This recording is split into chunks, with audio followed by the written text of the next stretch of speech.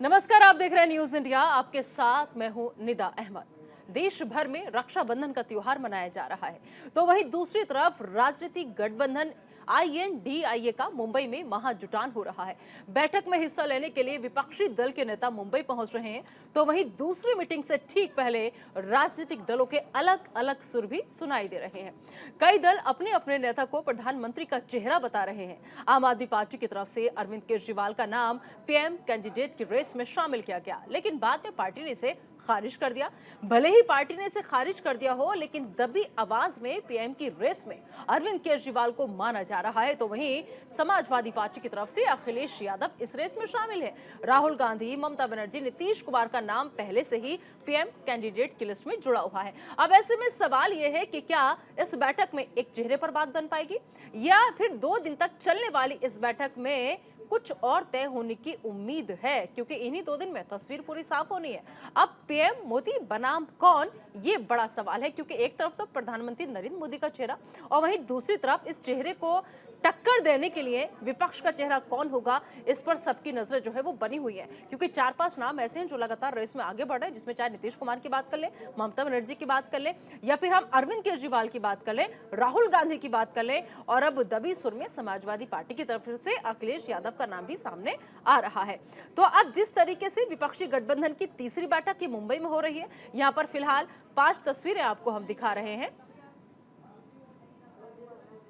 तो मुंबई का जिक्र लगातार हम कर रहे हैं, क्योंकि मुंबई में INDIA की तीसरी बैठक हो रही है। सोनिया और राहुल मुंबई के लिए रवाना हो चुके हैं। अहम खबर आ रही है, आपको बता दें कि दरअसल INDIA की बैठक में शामिल होने के लिए सोनिया गांधी, राहुल गांधी रवाना हो चुके हैं। और साथ ही साथ आपको बता दें कि तमाम जो VIPs हैं, उनके पहुंचने का सिलसिला लगातार जारी है, क्योंकि आज का और कल का दिन बेहद खास। आज और कल के अंदर संविधान जो गारंटी देता है हर नागरिक को, हिंदू हो या मुसलमान हो, महिला हो या पुरुष हो, सबको जो बराबरी का जो गारंटी देता है उसको लागू करवाना है। तो इस सरकार को, BJP को सरकार से हटाना, ये है हमारी मकसद। उसको कैसे करेंगे हम वो चर्चा करेंगे। हाँ, सुनाई नहीं दे रहा। कन्वेयर को लेकर बार-बार सवाल उठ रहे हैं कि कन्वेयर कौन होगा। नीतीश कुमार पीछे हट गए, ऐसी भी चर्चाएं चल रही हैं। भाई चर्चाएं आप लोग चला लो ना, ये सरकार को हटाने का चर्चा हम चलाएंगे, बाकी चर्चाएं आपकी मर्जी चला लीजिए। ये जनतंत्र है, आपको अपना अधिकार है, अपनी अफवाहों के बारे में चर्चा करो आप। तो सीताराम येचुरी को आप सुन रहे थे, जो अभी अभी मुंबई एयरपोर्ट पर पहुंचे हैं। चलिए बता दें आपको कि मुंबई में INDIA की तीसरी बैठक जो है वो होनी है, और लालू तेजस्वी, फारूक अब्दुल्ला मुंबई पहुंच चुके हैं। लगातार लोगों के आने का सिलसिला यहां पर जारी है, और ममता बनर्जी, डी राजा भी मुंबई में इस वक्त मौजूद हैं। साथ ही साथ महबूबा मुफ्ती, जयंत चौधरी भी मुंबई पहुंचे हुए हैं। तो लालू तेजस्वी, फारूक अब्दुल्ला मुंबई पहुंच चुके हैं। ममता बनर्जी, डी राजा भी पहले से मुंबई में मौजूद है। ममता बनर्जी ने तो कल जैसे ही वो मुंबई पहुंची और वहां पर कभी अमिताभ बच्चन को राखी बांधती भी नजर आई, कभी वो उद्धव ठाकरे को राखी बांधती भी नजर आई। और अब आपको बता दें, तीसरी बैठक के लिए तमाम लोग जो नहीं पहुंच पाए थे, वो अब लगातार पहुंच रहे हैं। रवानगी की तस्वीरें, एयरपोर्ट की तस्वीरें सामने आ रही हैं, और राहुल गांधी, सोनिया गांधी भी एयरपोर्ट से रवाना हो चुके हैं। ममता बनर्जी, डी राजा भी मुंबई में पहले से मौजूद हैं। अब पर्दा उठाने का वक्त।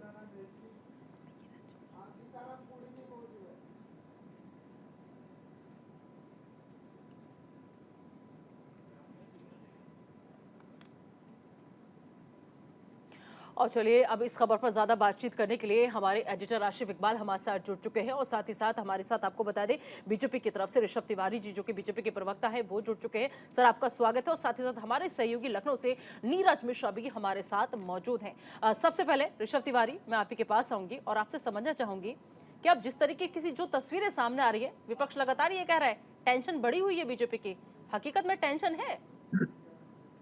निदा जी, सबसे पहले धन्यवाद चर्चा में आमंत्रित करने के लिए।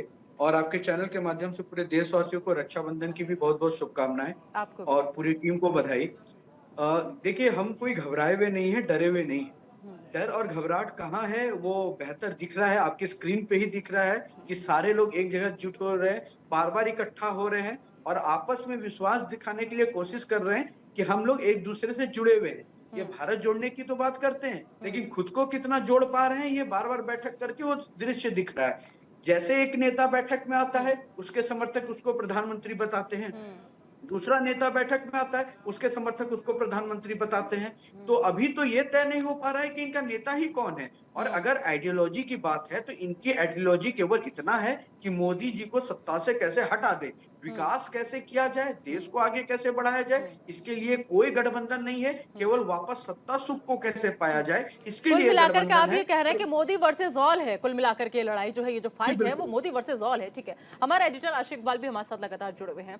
आशिफ, आप इस पूरी जो ये विपक्ष की बैठक हो रही है, क्योंकि देखिए 28 दल 62 नेता, 2 बैठकें पहले हो चुकी हैं और अब 2 बैठकों से आगे की राह जो है वो तय हो रही है इस तीसरी बैठक में। क्या लग रहा है, तस्वीर पूरी साफ हो पाएगी कि मोदी के सामने कौन?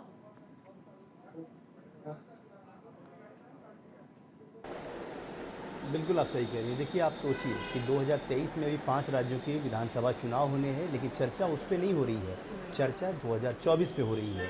और यही बात ये कहीं ना कहीं से बीजेपी जो चाहती है वही हो रहा है, क्योंकि इसलिए मैं कह रहा हूँ क्योंकि 5 राज्यों के चुनाव को लेकर बीजेपी अपनी तैयारियों में जुटी हुई है, लगातार इकट्ठा होने की कोशिशें हैं, लगातार वो तमाम राज्यों का दौरा हो रहा है, उनके तमाम केंद्रीय नेता जो हैं वो बारी बारी राज्यों का दौरा कर रहे हैं। वहीं दूसरी तरफ अगर हम बात करें कांग्रेस पार्टी या तमाम अपोजिशन दलों का, जो अभी तक ये तय नहीं कर पाए हैं कि जो आगामी विधानसभा चुनाव है 5 जो अहम राज्य हैं, मध्य प्रदेश, छत्तीसगढ़, राजस्थान, मिजोरम और तेलंगाना, उस पर क्या इन लोगों के राय हैं, इकट्ठा जाएंगे, अलग अलग जाएंगे, इस पे चर्चा नहीं हो रही है। चर्चा हो रही है 2024 को लेकर।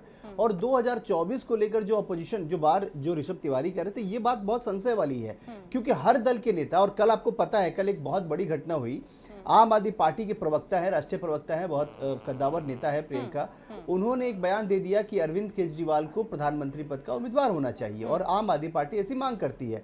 उसके बाद आप सोचिए कि किस तरीके से कल आनन फानन में 2-2 मंत्रियों को, बड़े मंत्रियों को, दिल्ली सरकार के गोपाल राय और आतिशी को सफाई देनी पड़ी कि ऐसी कोई मांग नहीं है आम आदमी पार्टी की तरफ से, बल्कि इंडिया गठबंधन तय करेगा कि प्रधानमंत्री का चेहरा कौन होगा।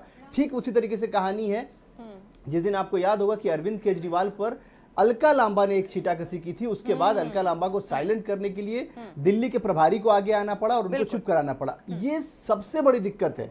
जो सबसे बड़ी दिक्कत नजर आ रही है वो यही है कि एकजुट तो हो जाएंगे, इकट्ठा तो हो जाएंगे, लेकिन क्या ये एक साथ आगे बढ़ेंगे? एक बात दिलचस्प बयान कल का याद आ रहा है, मैं आपको बताना चाहूंगा। कल ममता बनर्जी जब मुंबई पहुंची तो उन्होंने एक अपना पेट नारा दिया जो उनका बहुत ही फेवरेट है और बंगाल के चुनाव में बहुत चलता फिरता नारा था और उस पर बहुत उसको इंप्लीमेंट भी करते हुए दिखाई, खेला होबे। उन्होंने कहा कि इस बार 2024 में भी खेला होबे, लेकिन कैसे, किस तरीके से, कौन सी स्थिति ऐसी होगी, कैसे ये लोग इकट्ठा होंगे? क्योंकि देखिए, सिर्फ इकट्ठा हो जाना बड़ी बात नहीं, क्योंकि आपको याद होगा कि 2014 से लेकर 2023 तक में कई बार ऑपोजिशन एक साथ इकट्ठा दिखा है, कई बार बड़ी बड़ी चीजें हुई हैं, बड़े बड़ी बैठकें हुई हैं। आप याद कर लीजिए, कई बार जब भी होता है तमाम दल एक साथ होते हैं, उसमें 2 दल इधर चले जाते हैं, 2 दल इधर चले जाते हैं और फिर वो मीटिंग कहीं ना कहीं से अबदस्त करा दी जाती है। उसको कहा जाता है गठबंधन कि पहले इसमें भी हुआ है, कहीं उसका ना भी कहीं क्या साथ हश्र चली हुआ रहा, है, ये सही आपने भी नहीं। देखा और ये हमने भी देखा। बेशक इस वक्त जो विपक्षी दल हैं, जो पार्टियां हैं, वो तमाम ये कह रही हैं कि हमारा गठबंधन की ताकत अभी इतनी है कि इसे देखकर चीन की सीमाओं को भी, चीन से को पीछे हटना पड़ जाएगा, सीमाओं से भी। लेकिन अब खुद साथ में कितना आगे तक चल पाते हैं और कौन कौन पीछे हटेगा, ये सबसे बड़ी बात है। तो इस वक्त मुंबई के अंदर गजब का माहौल देखने को मिल रहा है। मुंबई जो है इस वक्त कई रंगों में रंगी हुई नजर आ रही है, क्योंकि उद्धव ठाकरे खुद को हिंदुत्व का तरफ ले जाते हुए नजर आ रहे हैं, तो उन्होंने भगवा झंडे लगवा दिए। वहीं जो नीतीश कुमार के समर्थक हैं, उन्होंने नीतीश के समर्थन में पोस्टर लगवा दिए। और लेकिन वहीं जब सवाल पूछा जाए कि आखिर ये पोस्टर क्यों लगे हैं, तो कहा यह दिया जाता है कि जो फैसला होगा वो तमाम लोग मिलकर करेंगे। लेकिन इन अलग अलग पोस्टर्स का लगाने का मतलब क्या है, ये सबसे बड़ी बात है। वो भी तब जब INDIA की इतनी अहम बैठक, तीसरी बैठक होने जा रही है। तो नीतीश कुमार के पोस्टर से फिलहाल मुंबई जो है वो अटा पड़ा है। हमारे साथ तीनों मेहमान लगातार जुड़े हुए हैं। हमारे एडिटर आशिफ इकबाल हमारे साथ जुड़े हुए हैं और बीजेपी की तरफ से ऋषभ तिवारी लगातार जुड़े हुए हैं और साथ ही साथ मेरे सहयोगी नीरज भी लगातार हमारे साथ जुड़े हुए हैं। अगर जिस तरीके से ऋषभ तिवारी, देखिए हम देखें विपक्ष लगातार ये कह रहा है कि बीजेपी की टेंशन जो है वो बढ़ी हुई है और साफ साफ कहा गया मुंबई मीटिंग से पहले कि अब बीजेपी को बचाने वाला कोई नहीं है। तो आपको लग रहा है कि अगर ये सब एक साथ भी होकर के आ गए तो थोड़ा बहुत फर्क पड़ेगा या फिर ज्यादा पड़ेगा? निधा जी, मैं मानता हूं कि आप काफी वरिष्ठ पत्रकार हैं, आपने देश भी देखा है और आसिफ जी भी काफी लंबे समय से पत्रकारिता में हैं। उन्होंने भी बहुत एक बारीकी वाला शब्द यूज किया था कि इनकी कहीं ना कहीं चीजें अभी भी क्लियरिटी में नहीं दिख रही। तो ये कोई अपना वक्तव्य वो नहीं रख रहे थे, जनता का जो उन्होंने भी मनोभाव देखा होगा, जो ग्राउंड रियलिटी आपके चैनल पे आपके संवाददाता ये जो रिपोर्टर लेकर आए उनकी बातों को उन्होंने रखा होगा। उसी प्रकार हमें कोई डर नहीं है और हम कोई चिंता में नहीं है। जनता को पता है कि कौन चुनकर आएगा और 24 में किसकी स्थिति मजबूत है। एक छोटा सा लाइन में आपके समक्ष रखना चाहूंगा कि बहुत अच्छा कहावत था कि तुम्हारा लहजा बता रहा है कि तुम्हारी शौहरत नहीं है। उस पे मैं कुछ कहना चाहता हूँ आपको। रक्षाबंधन का समय भी निकला तो थोड़ा माहौल को लाइट भी करना चाहिए कि जो जनसेवक होते हैं दिल में रखते हैं विकास अपना, जो जनसेवक होते हैं दिल में रखते हैं विकास अपना। आपकी बेचैनी बता रही है कि 24 में भी सत्ता दूर जा रही है। तो ये जो बेचैनी इनकी दिख रही है ना, यही जो बात एक तो साथ विपक्ष भी कह रहा है ऋषभ जी कि आपकी बेचैनी बता रही है। गैस सिलेंडर के दाम जो 4.5 साल से कम नहीं हुए, महंगाई कहते कहते चीख चीख के, लेकिन विपक्षी 2 बैठक के बाद वो ये कह रहा है कि देखिए अभी तो सिलेंडर के दाम नीचे हुए, आगे आगे देखिए होता है क्या। देखिए, मैं इस पे बिल्कुल जवाब दे देता हूँ। जहां तक गैस सिलेंडर के दाम कम हुए तो अब ये कह रहे हैं चुनाव को देखकर कम कर दिए। कम नहीं हो रहा था तो कह रहे कम नहीं कर दिए। तो इस 4 साल में देश ने कोरोना भी देखा, इस 4 साल में देश ने तीसरी अर्थव्यवस्था की ओर बढ़ते भारत को भी देख रहा है। इस 4 साल में देश ने अनेक उपलब्धियां भी देखी हैं। तो उसी अनुरूप एक एक करके चीजें कम हुई। अगर हमें लगा कि राहत देने की आवश्यकता है तो ये तो सरकार की अच्छी आपको नीति है लगा? और हम तो चाहते हैं। आपको ऐसा लगा विपक्ष पहले ऋषभ जी, आपको लगा या गैस कंपनियों को लगा? जब दाम बढ़ते हैं तो इसमें सरकार का, प्रधानमंत्री का, बीजेपी का कोई रोल नहीं होता, लेकिन जब कम की बारी आती है तो हमने क्या, ये कैसे पॉसिबल हो जाता है? बिल्कुल, मैं आपको स्पष्ट करता हूँ। हाँ? जब दाम बढ़ते हैं तो भी सरकार का स्टेटमेंट सेम है और जब घटे तो भी हमने क्या नहीं, माफ करना सर, तब कोई जिम्मेदारी नहीं लेता। चलिए ठीक है, आज हमारा सब्जेक्ट वो नहीं है, आज हमारा सब्जेक्ट वो नहीं है। हमारे एडिटर आशिफ इकबाल लगातार हमारे साथ जुड़े हुए हैं और साथ ही साथ मेरे सहयोगी नीरज भी हमारे साथ जुड़े। नीरज, ग्राउंड रियलिटी का अभी जिक्र कर रहे थे ऋषभ जी कि ग्राउंड रियलिटी जो है वो कुछ और है। आप ग्राउंड जीरो के हीरो हैं, जरा बताइए कि जो ग्राउंड की जनता है वो कैसे देख रही है इस बैठक को? तीन चीजें मुख्य तरीके से होती हैं, जैसा कि 2019 और जो एनडीए गठबंधन है, इसमें 3 महत्वपूर्ण चीजें हैं कि उत्तर प्रदेश में एक तो बसपा यानी कि मायावती इस समय उस गठबंधन के साथ नहीं है, जो कि एक बहुत बड़ा फैक्टर है।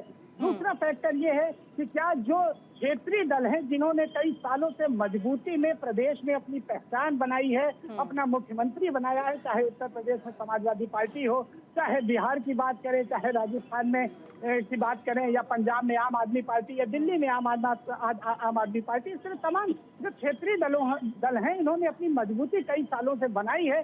क्या वो अपना भाग छोड़ेंगे या वो अपनी सीटें छोड़ेंगे कांग्रेस के लिए, ये एक बहुत बड़ा सवाल है। और तीसरी बात ये है कि क्या सभी कांग्रेस के झंडे के नीचे आके खड़े होंगे, ये क्षेत्रीय छत्रप जो हैं, ये सबसे बड़ा सवाल है। और एक सवाल और है कि क्या ये जो राजनेता आपस में मिल रहे हैं, क्या इनके कार्यकर्ता, क्या इनके वोटर्स भी एक होंगे, ये एक बड़ा सवाल है। क्योंकि 2017 के चुनाव में हमने देखा जिस तरह से कांग्रेस और समाजवादी पार्टी ने एक साथ चुनाव लड़ा और उसके बाद भी क्या हश्र हुआ, ये देखने को मिला। क्योंकि जो लोकल स्तर पर जो लीडरशिप होती है वो कहीं ना कहीं आपस में नहीं मिलती। ठीक है, नीरज आऊंगी मैं आपके पास। आशिफ, एक चीज समझने वाली वो बात होगी यहाँ पे कि ठीक है दल मिल रहे हैं, लेकिन दिल मिल पाएंगे इसकी क्या गारंटी है? ये कितनी बड़ी चुनौती आपस में ये खुद के इनके।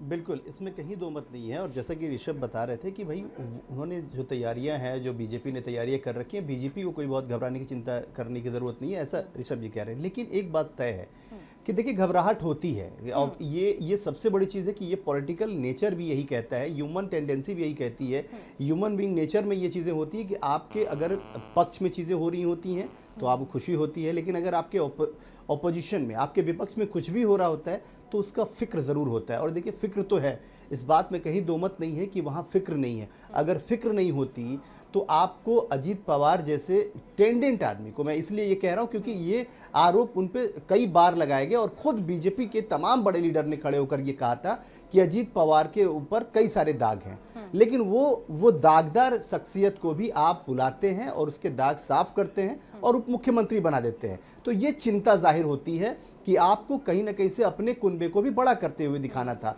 आप याद कीजिए कि जब इसकी बैठक हुई इंडिया गठबंधन की, तो इस पर कई सारे सवाल हुए कि बड़े सारे छोटे छोटे ये भानुमति का कुनबा है। लेकिन आप याद कीजिए कि दिल्ली में जब एनडीए की बैठक होती है तो वहाँ एक एक पार्टी के, जो एक पार्टी के जिनके एक सांसद होते हैं, एक पार्टी ऐसी होती है जिसके कोई विधायक कोई सांसद नहीं है, वैसे लोगों को भी इतनी तरजीह दी जाती है कि जैसे लगता है कि अगर वो एनडीए में आ गए तो वोट बैंक लेकर आ रहे हैं। तो ये बात दो तरह की बातें नहीं हो सकती है। पैरामीटर अब ऐसे डिसाइड नहीं कर सकते कि हमारे साथ जो है वो बहुत अच्छा है और उधर जो है वो बहुत खराब है। लेकिन ये बात जरूर है, चैलेंज उधर बहुत बड़ा है। चैलेंज इसलिए बड़ा है क्योंकि वहाँ कई सारे छत्रप लीडर हैं, जैसा कि ऋषभ ने भी कहा, और ये बात हम लोग भी पता है। खास तौर पे बिहार की बात कर ले, झारखंड की बात कर ले, उत्तर प्रदेश की बात कर ले, बंगाल की बात कर ले, ये ऐसे राज्य हैं जहाँ कांग्रेस को बहुत सारी चुनौतियों का सामना करना पड़ेगा। और एक बात और भी तय है, जो अभी तक जो हमारे सोर्सेज बता रहे हैं, जो हमारे तमाम जो पुख्ता सोर्सेज है वो बता रहे हैं कि कांग्रेस इस बात पे एग्री हो गई है कि वो कभी भी इस तरह की शो नहीं करेगी, कभी इस तरह का जाहिर नहीं करेगी कि वही इस गठबंधन की बड़ा भाई है और वही इस तरीके से जो चाहे वो चले करेगा। ऐसा नहीं है, बल्कि कांग्रेस कई सारी सीटें और कई सारी जगहों पे कॉम्प्रोमाइजिंग मोड में होगा। खास तौर पे अगर बंगाल की बात कर ले, बिहार की बात कर ले, झारखंड की बात कर ले, पंजाब और दिल्ली की बात कर ले, उत्तर प्रदेश की बात कर ले, तो यहाँ कांग्रेस कॉम्प्रोमाइजिंग मोड में होगा। लेकिन जहाँ कांग्रेस की बेहतर चीजें हैं वहाँ दूसरे क्षेत्रीय दल जो है वो कॉम्प्रोमाइजिंग मोड में। इसीलिए ये तीसरी बैठक जो हो रही है वो कन्वेनर के साथ साथ अपनी तमाम चीजों पर कन्विंस करने की भी हो रही है। इसलिए ये बैठक काफी इंपॉर्टेंट है। और आप समझिए, जो शख्स जिस पर तमाम तरह के आरोप लगते रहे हैं, तमाम तरह के सवाल खड़े होते, शरद पवार, उन्होंने कल प्रेस कॉन्फ्रेंस करके कहा कि हम सब कोई इकट्ठा हो रहे हैं, एकजुट हो रहे हैं और हम आगे बढ़ रहे हैं। आप जरा सोचिए कितनी कंफ्यूजिंग है, लेकिन उसके बावजूद जिस तरह की तैयारियां हो रही हैं, जो आप सब कुछ छोड़ दीजिए, मैं एक छोटी सी बात कह रहा हूं, ऐसे आयोजन कार्यकर्ताओं में उत्साह का संवर्धन करते हैं, इसमें किसी को कोई दो राय नहीं होगा। अभी आप सोचिए जरा कि नीतीश कुमार के पोस्टर पटना के बजाय मुंबई की सड़कों पे दिख रहे हैं, तेजस्वी यादव के पोस्टर पटना की बजाय मुंबई की सड़कों पे दिख रहे हैं, अखिलेश यादव के पोस्टर यूपी लखनऊ के बजाय अगर मुंबई में दिख रहे हैं, तो ये बड़ा इंपैक्ट देता है, एक बड़ा मैसेज दे रहा है। कुल मिलाकर के कहा जा सकता है कि कंफ्यूजन ही कंफ्यूजन है, सॉल्यूशन का कुछ पता नहीं। तो ये एक मैसेज कन्वे होता है कि एकजुट होकर आगे बढ़ेंगे। बिल्कुल, नीरज हमारे साथ लगातार जुड़े। नीरज देखिए, बहुत कंफ्यूजन है। कंफ्यूजन जो है सबसे बड़ा वो यही है कि राष्ट्रीय जनता दल की बात कर लें तो लालू प्रसाद यादव कांग्रेस नेता राहुल गांधी को दुल्हा बनाने के संकेत पहले ही दे चुके हैं, और इसके बाद में अगर वही जेडीयू की बात करें तो नीतीश कुमार को लगातार आगे करती है। आम आदमी पार्टी ने दिल्ली के मुख्यमंत्री अरविंद केजरीवाल, और साथ ही साथ अगर हम पश्चिम बंगाल की बात करें तो सीएम ममता बनर्जी के नाम को वो आगे करने का काम कर रहे हैं वहां के लोग। लेकिन सवाल यह है कि अगर जीते तो पीएम कौन? सबसे बड़ी सवाल यही है कि इस बैठक से निकलेगा क्या लग रहा है? सबसे बड़ा कंफ्यूजन यही है, जो आम लोग हैं, जो इनके मतदाता हैं, उसमें सबसे बड़ा कंफ्यूजन यही है, क्योंकि जो भी क्षेत्रीय दल हैं वो कहीं ना कहीं किसी ज़माने में कुछ दशक पहले उन्होंने कांग्रेस को ही हटाकर उन्हीं के वोट बैंक को अपने पास लाकर सत्ता हासिल की, और उसके बाद वो लगातार जो क्षेत्रीय छत्रप हैं उन्होंने अपना वर्चस्व कायम किया, अपनी सरकार बनाई। अब सवाल ये उठता है कि जहाँ जहाँ कांग्रेस मजबूत है वहाँ पर ये वहाँ जाएंगे नहीं। इसके अलावा अखिलेश यादव या समाजवादी पार्टी का कितना जनाधार पंजाब में है, वहां पर कोई इस तरह का जनाधार नहीं, या बिहार में किसका क्या जनाधार है। यानी अलग अलग जो क्षेत्रीय दल हैं उनका उत्तर प्रदेश, बिहार अलग अलग जनाधार है, लेकिन और जगह पर उनका जनाधार नहीं है। हाँ, कांग्रेस के लिए अगर कहा जाए तो कांग्रेस राष्ट्रीय पार्टी है, उसका हर जगह वोट बैंक है। आप चाहे दक्षिण देख लीजिए, चाहे राजस्थान देख लीजिए, चाहे पंजाब देख लीजिए, दिल्ली देख लीजिए। अब सवाल उठता है जो कांग्रेस के लीडर हैं वो जब जी बोलिए आशिफ। मैं सिर्फ ये कह रहा हूँ कि आप एक ऋषभ से एक सवाल जरूर ले लीजिए निदा, कि अगर ये कंफ्यूजन दूर हो गया तो क्या टेंशन बढ़ेगी? अगर ये कंफ्यूजन दूर हो गया, जिसकी कोशिशें लगातार जारी है, तीसरी जी, बैठक हो सवाल रही पहुंचा है। आप तक। देखिए, अगर पहली बैठक के बाद अगर ये गठबंधन आगे नहीं बढ़ना होता तो ये खत्म हो गया होता, लेकिन पहली बैठक भी होती है, दूसरी बैठक भी होती है और तीसरी बैठक भी हो रही है। तो और अगर ये सबसे बड़ी कंफ्यूजन बात- दूर हो गया, जो इंडिया गठबंधन के तमाम जो दल हैं, अगर एकजुट होकर उन्होंने कंफ्यूजन दूर कर लिया तो क्या टेंशन बढ़ेगी एनडीए को? बिल्कुल। ऋषभ जी। और क्योंकि लगातार जो दलों का निदा। आंकड़ा है ना, आंकड़े में इजाफा होता जा रहा है। पहली बैठक में कम, दूसरी में उससे ज्यादा, तीसरी में उससे भी ज्यादा। ऋषभ, देखिए निदा जी, मेरा मानना है कि कोई भी पैसेंजर उस गाड़ी में बैठना पसंद नहीं करेगा जिसको ये ना पता हो कि आखिर ड्राइवर कौन है और गाड़ी को ड्राइव कौन कर रहा है। लेकिन आप यहाँ तो blind game पैसेंजर्स की politics में संख्या नहीं बढ़ती करता है। जा रही है सर इस गाड़ी में। नहीं, मैं बता रहा हूँ, हाँ। वही तो कंफ्यूजन है। ड्राइवर सब बैठ रहा है, ड्राइविंग लाइसेंस किसके पास है पता ही नहीं है। पैसेंजर डरेगा कि भैया एक्सीडेंट ना हो जाए, तो वो रिस्क नहीं लेगा। तो उसी प्रकार जनता को ये पता होना चाहिए कि उसका नेतृत्व करता कौन है। अलग बात है, सारी पार्टियां की अपनी अपने दावे हैं कि उनकी आइडियोलॉजी अच्छी लेकिन है। वो डर हम एक नहीं रहे ना ideology ऋषभ जी, इकट्ठा- यही वो बात डर है नहीं रहे, उन्हें कि वो ड्राइवर डर कोई भी नहीं हो, रहे हैं, चलाए कोई पैसेंजर भी डर नहीं गाड़ी, रहे हैं, उन्हें बल्कि भरोसा अकाली है। दल जैसे दल हाँ। जो आपके साथ हमेशा खड़े रहे, वो साथ चले जा रहे हैं। अकाली दल जो आपका सबसे विश्वस्त सहयोगी रहा है, जनता दल यूनाइटेड जिसके साथ मिलकर आपने सरकार चलाई है बिहार में, वैसे दल छोड़ के जा रहे हैं आपको। आसिफ जी, आपका भी लंबा अनुभव रहा है जर्नलिज्म में, आपको भी पता होगा कि जेडीयू की जब हम बात करेंगे तो हमने उन्हें भरपूर मौका दिया। हमने बड़े भाई के नाते भी छोटे भाई को गद्दी में बैठाने का काम किया, लेकिन जिस तरीके से उन्होंने हर समय सत्ता सुख के लिए अपने आप को पलटा है, हाँ। तो जनता भी समझ चुकी है। तो वैसे लोग दूर जाए तो हमें कोई गम नहीं है। जहां तक अकाली दल की बात ठीक है, है, बेशक हाँ। लंबे अनुभव हमारे गठबंधन में उनका रहा है, एक पारिवारिक संबंध भी रहा है उनके परिवार से भारतीय जनता पार्टी का। तो कहीं ना कहीं जब वो दूर हुए थे तो दुख हमें भी लगा था। अगर वो जा रहे हैं तो हम उन्हें रोकेंगे नहीं, लेकिन हमें विश्वास है कि जिन्हें हमारी आइडियोलॉजी पे भरोसा है, जिनके बिल्कुल लिए ठीक है, नेशन लेकिन फर्स्ट फिलहाल है, मुझे वो मुझे हमारे- आपको रोकना पड़ेगा ऋषभ जी। यहाँ पर मुझे आपको रोकना पड़ेगा क्योंकि एक छोटा सा ब्रेक लेना मेरी मजबूरी है। एक छोटे से ब्रेक के लिए मुझे आपको रोकना पड़ेगा। एक छोटा सा ब्रेक, जल्द हाजिर होंगे।